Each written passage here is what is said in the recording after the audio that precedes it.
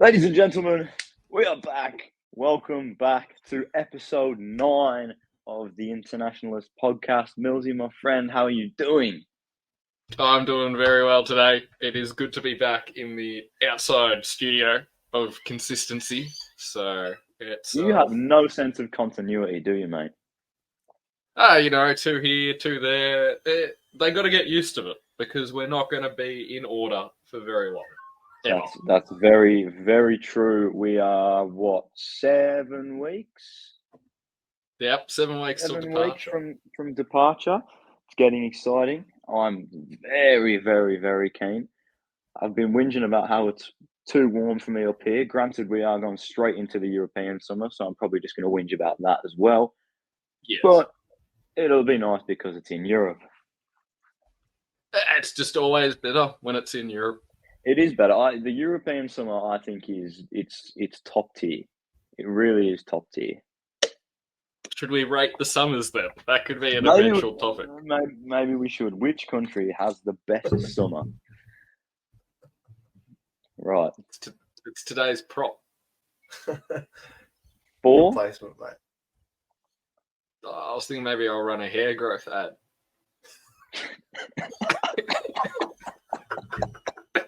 Today I'm reviewing Turkey, and so. Oh, do you know what? You need to go.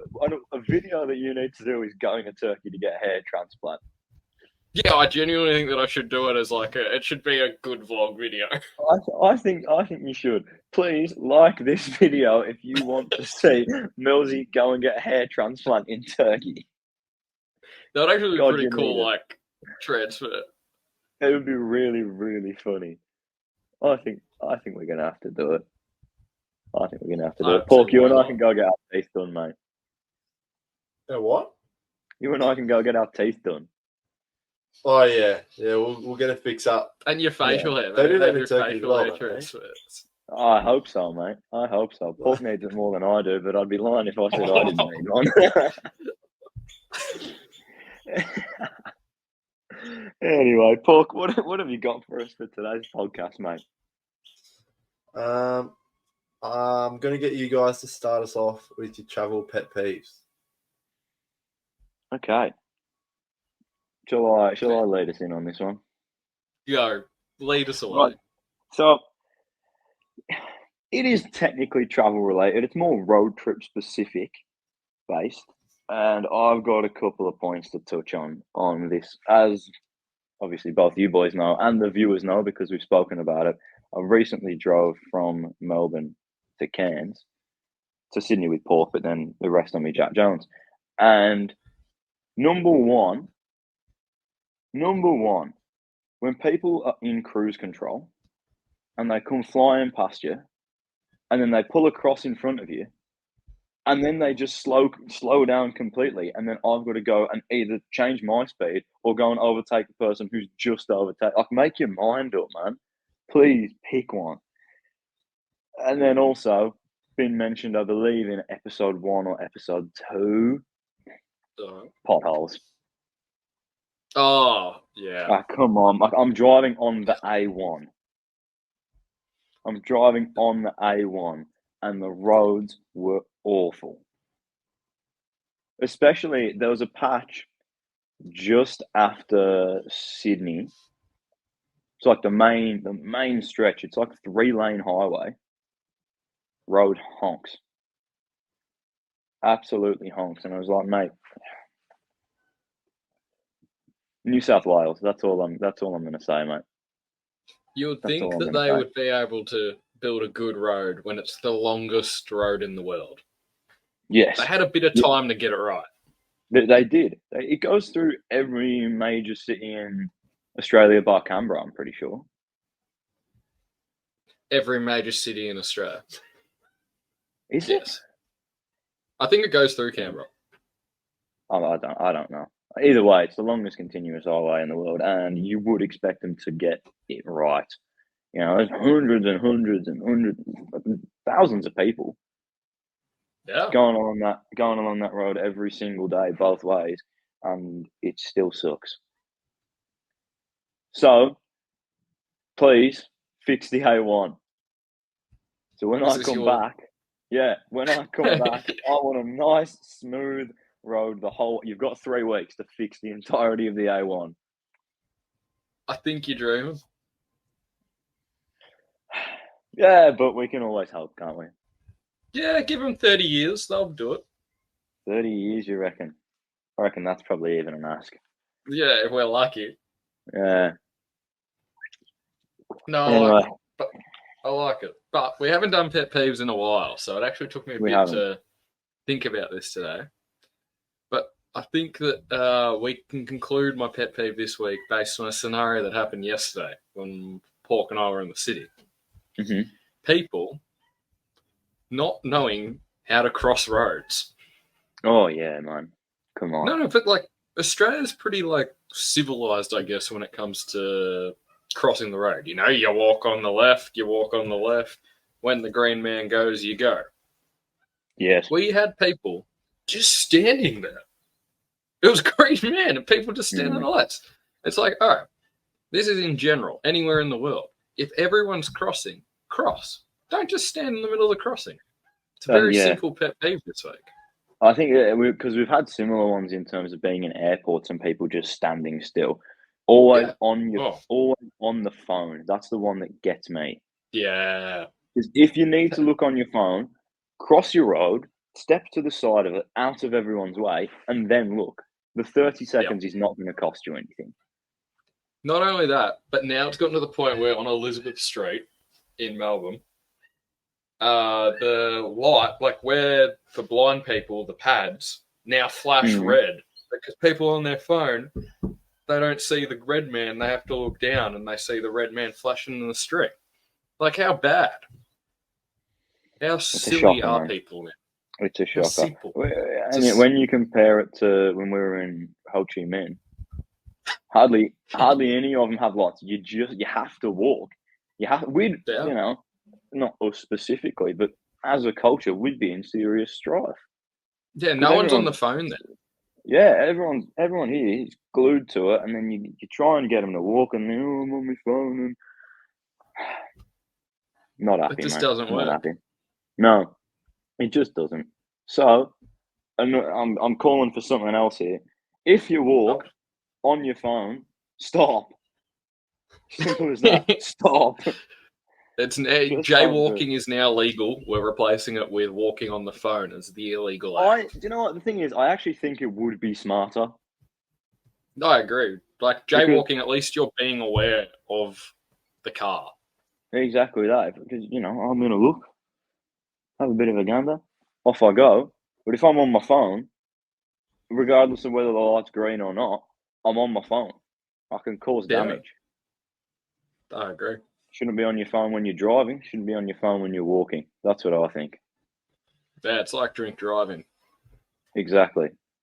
You're not paying attention. Okay. Don't really know how it relates to drink driving, but I guess so. I guess you shouldn't do them. I guess people still do them. But anyway. Yeah. Anyway. Pork, what else you got for us, mate? Keep us moving. Yeah, keep us moving. What are you doing? He's sitting there in his hoodie, shaking. He's like, "Oh, what do I do?" It's a bit cold for you boys. We're gonna move on to the travel news. The news.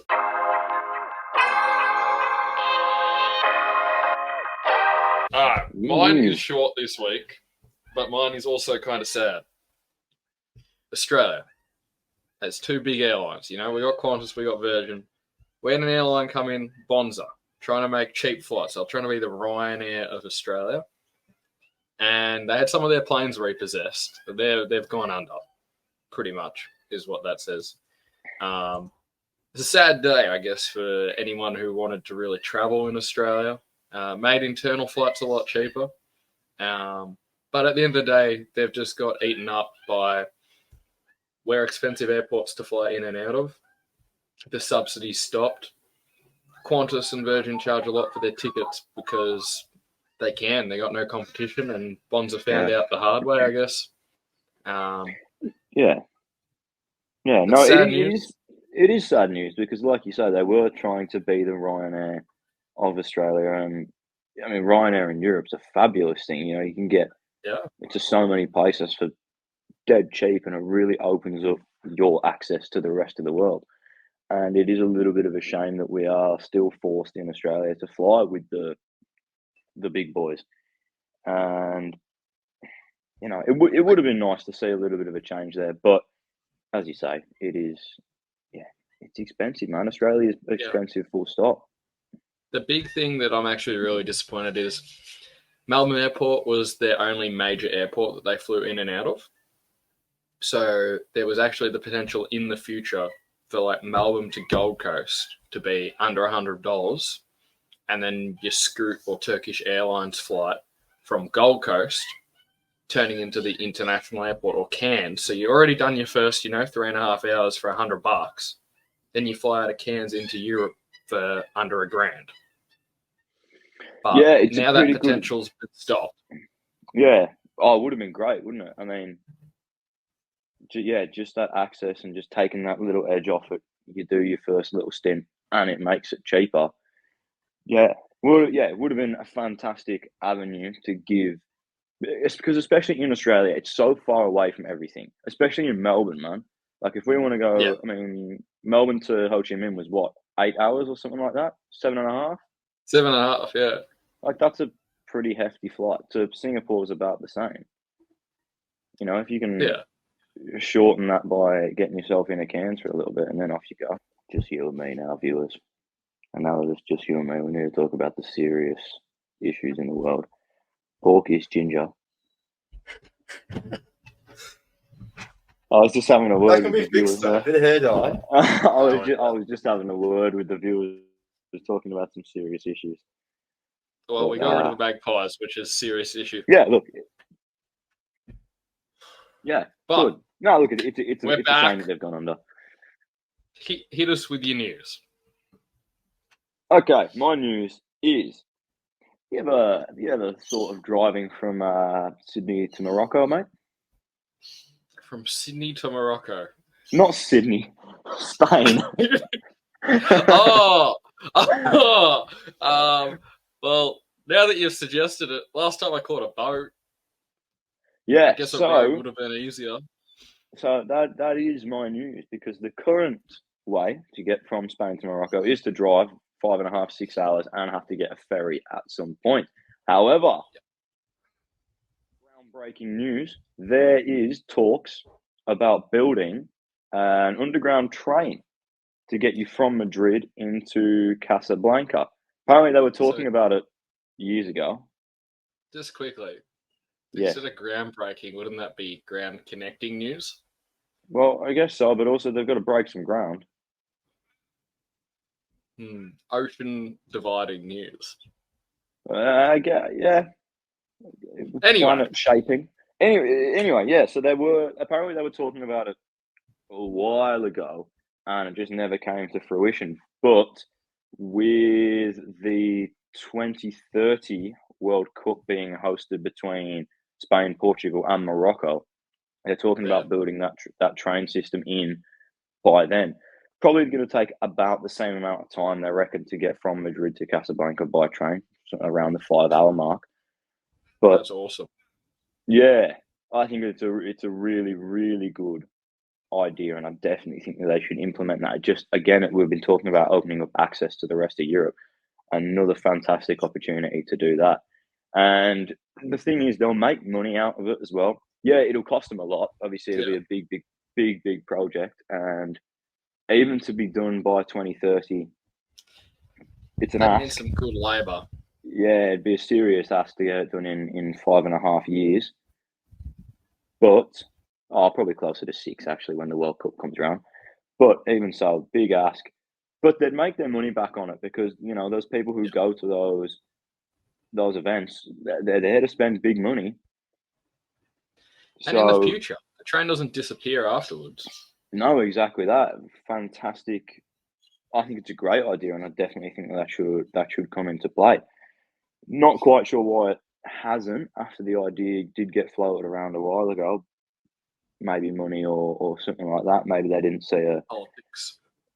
Yeah, maybe they didn't see a big enough reason, but now that they've got that guaranteed sort of influx of people coming in, something's going to have to change. So, Yeah. but an interesting one and a good one, I think. I think a very good idea. I agree. Someone just needs to foot the bill. Yeah, basically. Maybe we could set up the Internationalist Connection Company. Maybe we should do something in Australia to open it up because Christ almighty, it is a mission to get anywhere here. The Darwin to Jakarta Railway. Hey, how's that? That could be all right. And then we need to bring back Bonza. We bring back Bonza to fly us from Melbourne to Darwin for under $100.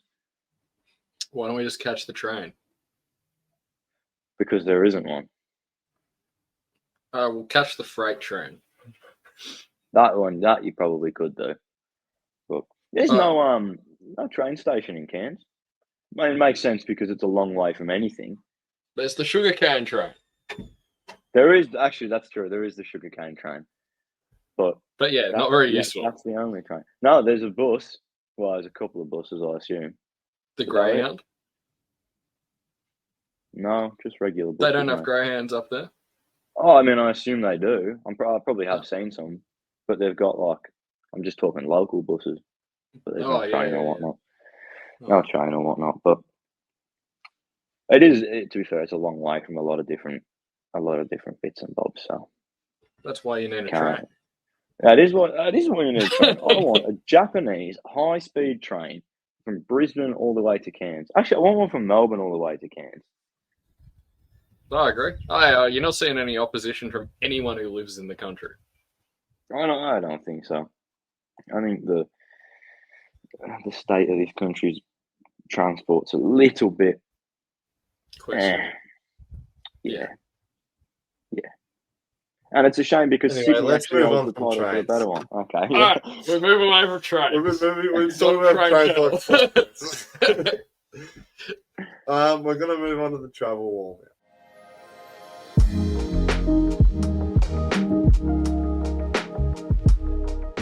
Oh, can you back up last week?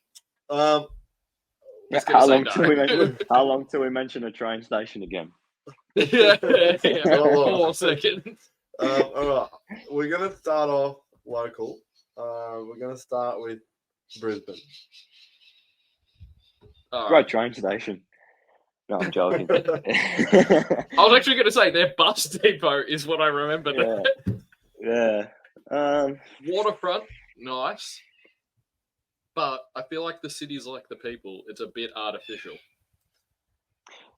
I think it's too close to the Gold Coast. Yeah.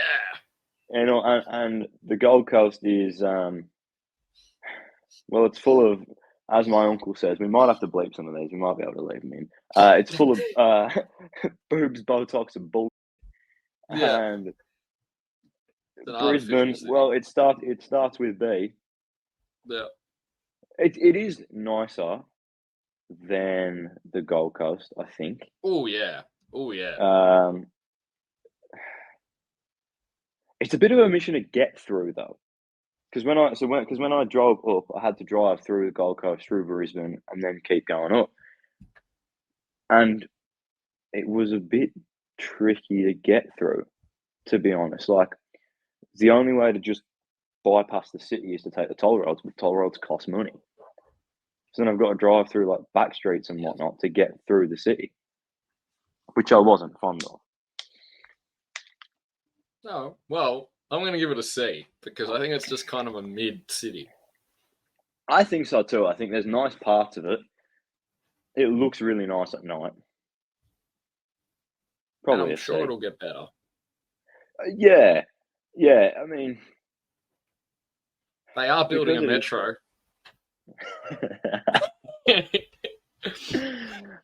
Because it's a bit close to the Gold Coast, you do worry that side is going to take over it a little bit in there, because Gold Coast is Australian influencer central, basically. We're moving to the Gold Coast, actually, guys, by the way. Oh, are we? Okay, yeah, cool. That way I can work on my boobs, Botox, and bullshit while I'm there. Yeah. We're going to take a course. I've got 1 out of 3 already. Which one? The viewers can decide. Yeah, C from me. All right, Frankfurt. We're moving to Europe now. Literally the only thing it's good for is as a hub transport. Like, it's got a good airport and a good train station. Yeah, I'm going City's D beautiful. off the bat on that one. Yeah, it's nice. Again, it's not the best of the German cities. No, nowhere near. It's a D. Lucky not to be an E, because it's like high crime rate. It's not a classy city. It's dirty. As far as German cities go. Absolutely it is. Absolutely it is. Yeah, D from the both of us on that. Yeah. All right, that was the wrap. That was a quick one. Dusseldorf. Say, I like Dusseldorf more than Frankfurt. I like Dusseldorf. I would agree on that one. I feel safe in Dusseldorf. It's a naturally beautiful city. They've done well to maintain like the heritage listed buildings. Mm-hmm. And the people are a lot nicer, just in general. Yeah, it's kind of like the points that we highlighted about Frankfurt. It's kind of flipped. Yeah, I agree. So I would happily live and shop there. I don't know if I'd live there, but it's in a good area for me. I like it. Yeah, I mean, I'd definitely, obviously, 100% to pick it over Frankfurt. I'd probably stick it in a B. Yeah, no, I'll support that. I'm going to give it a B as well. Yeah. If someone said, let's go to Dusseldorf for the weekend, I'd be like, yeah, sweet, let's go. Absolutely, let's go. Yeah. It's a good wrap. Oh, there you go. That's a more positive note. Yeah, you're getting better. It is a more positive note, yeah. You gotta whatever I give you is based off where you guys have been anyway. It doesn't mean we travel to good places. That's true. No, it doesn't. No, it doesn't. All right, it's time. It's that time. I know. It's Porkipedia time.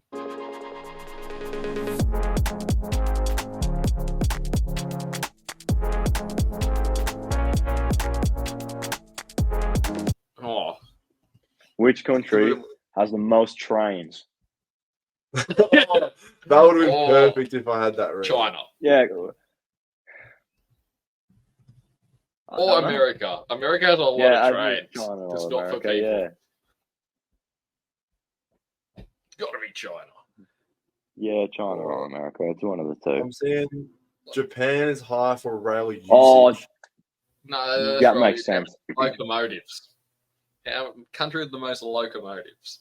The most locomotives. Yeah. We have to use the English word. What about your countries with, like, by size of their rail network? Well, again, that should be China. Yes. They have the world's largest high-speed rail network. Fun fact of the day. High speed. There you go. Do you want high speed? No, what number of locomotives? We started off most trains. Let's stick to most trains. Yeah. This is reverse Porkipedia. How quick can Pork research? We ask him and he's got to find it. Yeah. See, whenever I type something in, it just gives me the next best thing that I don't want. Type in country with the most locomotives in the world 2024. Locomotives, they'll think I mean cars. Won't they? That's an automobile, pal. That's gonna. My bad. I didn't even get what he meant. I was actually confused. I'm glad you understood. Yeah. No, that was good. I enjoyed that. Yeah, that'll be clipped. That'll be clipped. Oh, good. Oh, good. We have a confused looking Porky up. Just a nothing. I can't find number of trains. I can just see passenger traffic, railway length, railway. We're now taking applications for a new rapid research intern. You're going to get the title of Double R. No. RRI. Rapid Research Investigator. Double R. Anyway, moving along. Amateur research forget about investigator. We could say Ari. That could be their nickname. What about? I'm trying to. No, never mind. Yeah, all right, let's go. Porkipedia. Give us something, Pork, that you actually have the answer to. I want you to tell me the HQ, where the HQ is of the company that is the leading manufacturer of tape. What type of tape? Just tape. Sticky Any tape. Any sort of tape you can think of. Sticky tape, duct tape. Sweden. HQ. Yeah, where it is. It's gonna be somewhere random like that. Yeah, that's what I'm thinking. That's what I'm thinking. I'm going to go Sweden. I'm gonna just go with China. They've got to make That's a lot of tape. yeah. That's a fair. Oh, actually, answer. maybe it's 3M. Maybe it's America. Again, Shit. could be. China. I'll go with China. Yeah, it's 3M. Oh, it's America. It's America, yeah. Hurry up, man. Yeah, they got over 1,400 varieties of tape. Oh, yeah, I know. I was like, 3M's the biggest, but I didn't think they were actually the biggest. Damn it. That's a lot of tape. That's a lot of tape. Well, blank shot there. Near miss. All right. Second highest importer of broadcasting equipment, because number one was too obvious. Second highest importer. Yes.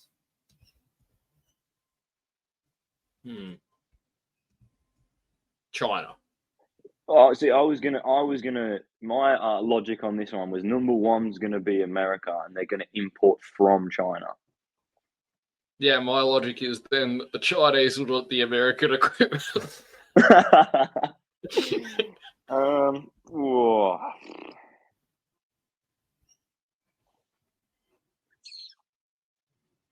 Broadcasting England.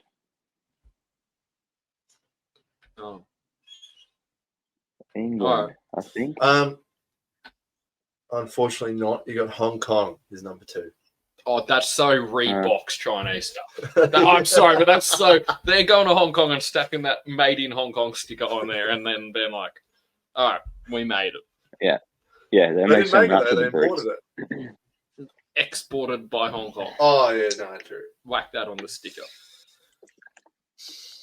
All right. That's rigged.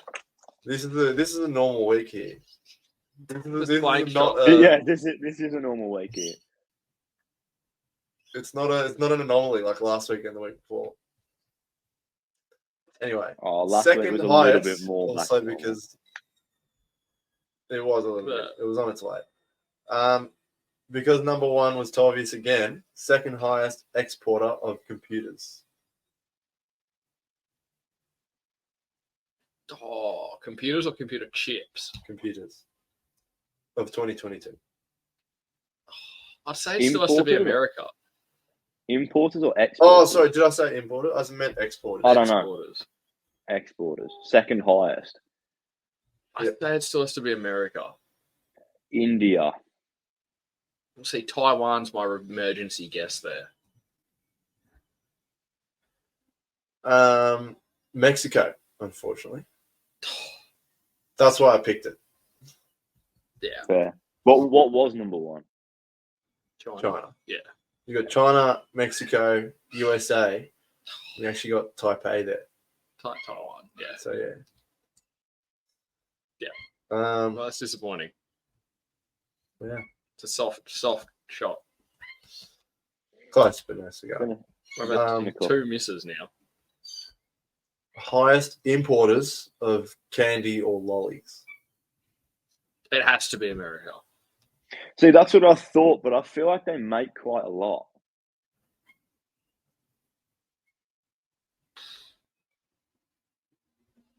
It could be, though, because... it could be. I don't know.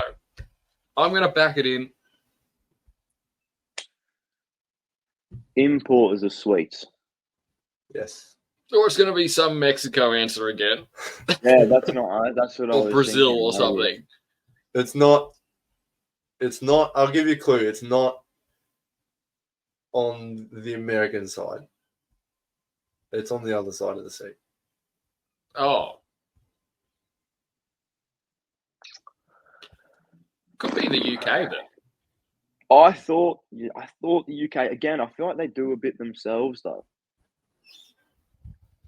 I'm going to call the UK. I'm going to back the UK in. I'm gonna go Sweden again. Oh, they make. I don't know why. No, Sweden have got sweets. Sweden have got sweets, mate. None of you were close. Thanks. Great. It's Poland. Oh.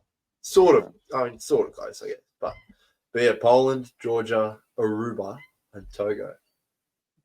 So specific. Which were random. That's odd, yeah. That's why I picked this sort of stuff. This is too niche. I don't have my Wikipedia reading up on sweet imports. Well, Pork didn't tell you the answers this week. Is that what you're trying to say? If Pork told me the answers, mate, I'd be a lot better at this. He keeps trying to eye me off Really? like he thinks he knows me. I'm eyeing him off. I'm like, oh, what's he gonna say? You said UK, and then I smiled a little bit, and you're like, I'm gonna lock in I'm gonna UK. lock it in. I'm at a distinct disadvantage here. We need Pork on his own camera so I can see. Yeah, I'll just block him out. All right, give us something good. All right, I want you to tell me the highest importers of baked goods. Man. I'm nice and random for you this week. Importing baked goods. Yes. Bizarre. Imported baked goods. I'm going to laugh if it's France.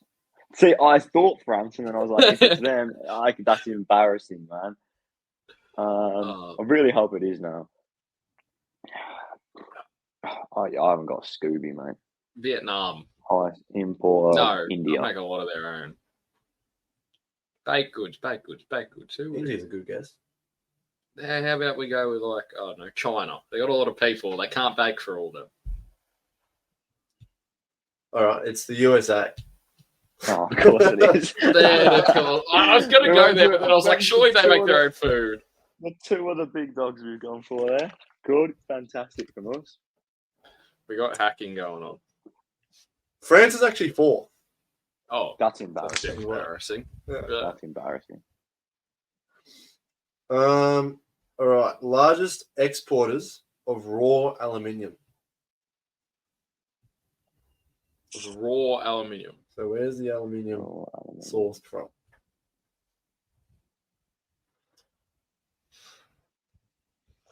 Largest exporters of raw aluminium. All right. Australia. Exporting nations of aluminium. Yeah, we are, but so is a lot of southern Central Africa region, like Zimbabwe, Mozambique, Angola. Mozambique. They're in the middle. We'll go with them. Lots of mining in Australia. Canada. Oh. Great. How many of we these should have made this a speed run. Yeah, how many? Two more. Two more. We gotta get something, man. There is a chance. There is a chance that we get none from like 8 here. Is it 8 or more? This is that. Yeah, this I should have. Yeah, I needed to open up and get 3M and get America. All right, go. World's largest importer of electricity.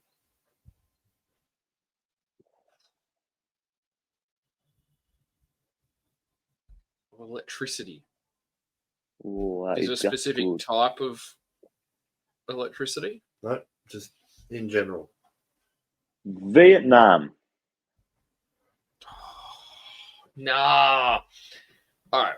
This is my logic here. Okay. EU, heavy industry. Yeah. Germany just shut down their nuclear power plants, and they've been getting a lot of power from France. The French also export power to the UK and to Spain. So my logic is going to be it's going to be either Germany or France. I think France would be the leader at the moment. I'm going to go with France. I'm going to stick with Vietnam. I'm hoping that it's not like Germany. You've done well. It's France. Ah! And Germany second. Well done. Yes. Good work. You've got us off the mark, mate. I got us off the mark on number 7. Good flying. Number 8 is the final one. The country with the least amount of trade. Have I been there? I don't think so. Or maybe. I'm not sure. Well, that's not very helpful. Well, I don't know. No, I don't know the no, list no. of the countries. No, that is helpful because that says that to me that says that it's probably Europe or Africa. Yeah, but my maybe maybe Asia. I don't know if they count I don't know how they're counting exports. Right, was it exports? It's in general. Least what? Least amount per of trade capita? happening. Yeah, per capita. I think it's per capita. Net I tried volume. looking at like 8 different things, and it was like, but yeah, just the least country with the least amount of involvement that involves the least.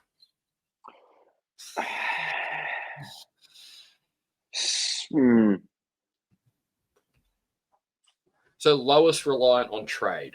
Yes. It's got to be a country at war, simply. That's in a third world country. I'm thinking Afghanistan's not really open to trade right now. Sudan's not really open to trade. Eritrea's not really open to trade. That's a good deal. I'm going to go with Sudan. I'll go Afghanistan because I'll be honest, I wasn't even on that sort of thought process, but I like it. Yeah, I don't know. I guess that's my logic. So you did well there. It was Sudan. Oh, well done. That's good. That's a good final 2 from you. And was like Afghanistan up there? It was up there, yeah. Yeah. Sudan has 3%. Oh, yeah. Well, that makes sense. It does make sense, yeah. Yeah, that was a good thought process.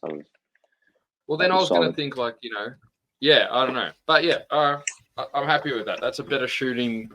That's 25%. I still come in on a huge 0. I'm absolutely steaming through it. I'm gonna have to get on Wikipedia and just look things up about countries for hours and hours and hours. Yeah, you got to learn stuff. Yeah, I'm gonna have to. The 3M one actually annoys me. Yes, yeah, that's fair. So I knew that's fair. You did say it. I thought you were gonna for sure. I was like, I know that they're the biggest, but I thought it was like they're just the biggest market cap, not the biggest producer. Well, on that terrible disappointment, I do believe it is probably time to end. Thank you guys very much for watching. As per, next week, monumental episode 10. Absolutely humongous. But please subscribe to the YouTube, follow the socials. Make sure you're rating the Spotify on the podcast. Make sure you're rating the podcast. And we will see you guys next week. Thank you, everyone. See ya. Bye-bye.